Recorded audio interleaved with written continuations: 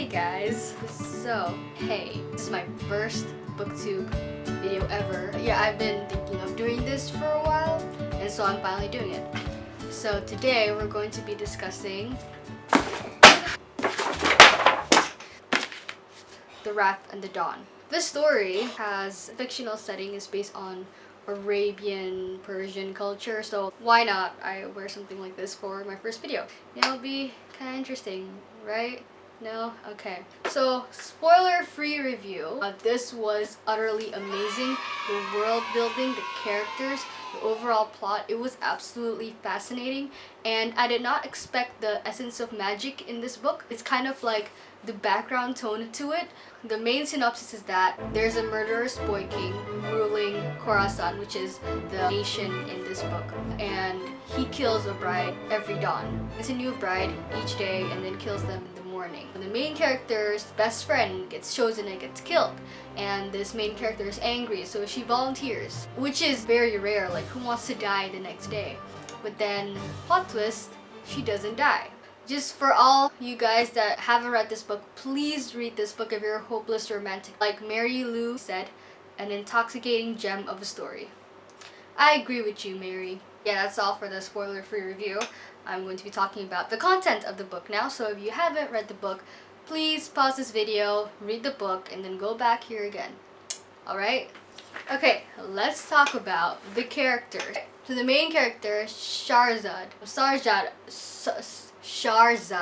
al-Kayurazan.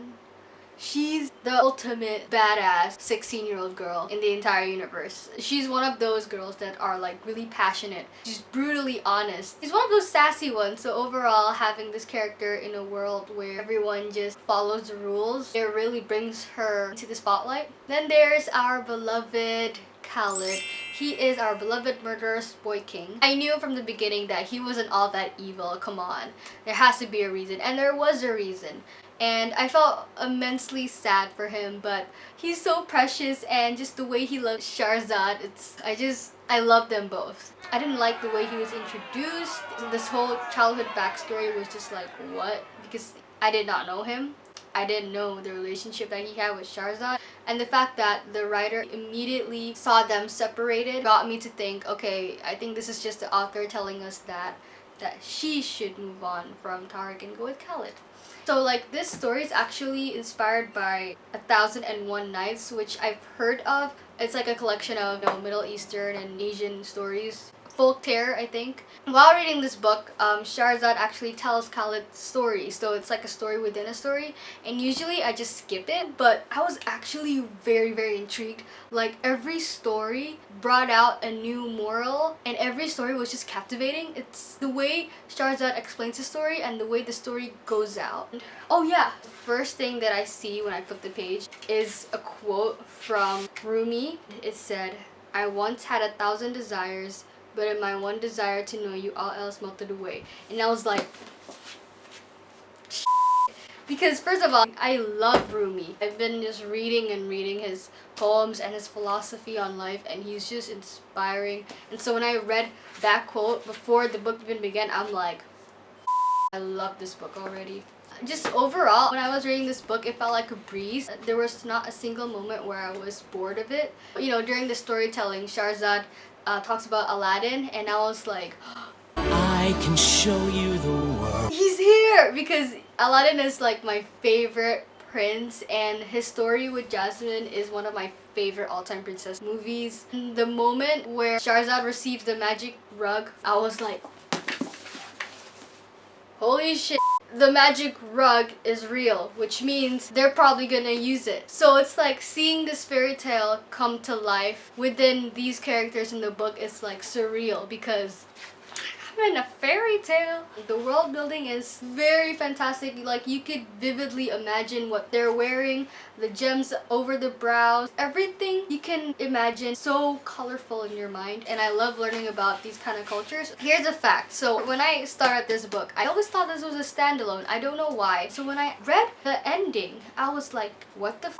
And I'm like, no. I had to reread the last pages, actually go through the acknowledgements, and then after that, there's an excerpt of the second book, and I'm like, oh, thank thank God I'm not left in this cliffhanger, and no one has a cliffhanger as bad as this. I mean, it's good that it's bad, but it's bad that it's good. So I'm gonna tell you the quotes that I love from this book. Khaled just goes, "Let me introduce you to the mountain of adamant, my queen." This is the first time that he's gave her a label, and that was like, attaboy. This one. Khaled says, "What are you doing to me, you plague of a girl?" She's like, "If I'm a plague, then you should keep your distance, unless you plan on being destroyed." And then Khaled just goes, "No, destroy me." And I'm like, destroy me? I'm destroyed by this destroying quote. This boy, this 18-year-old, this kid is finally falling in love for the first time. And this bit where Shahrazad is like, "No, I'm not your possession. I'm not yours." Khaled's like, "Yeah, you are not mine. I am yours." I freaking flipped.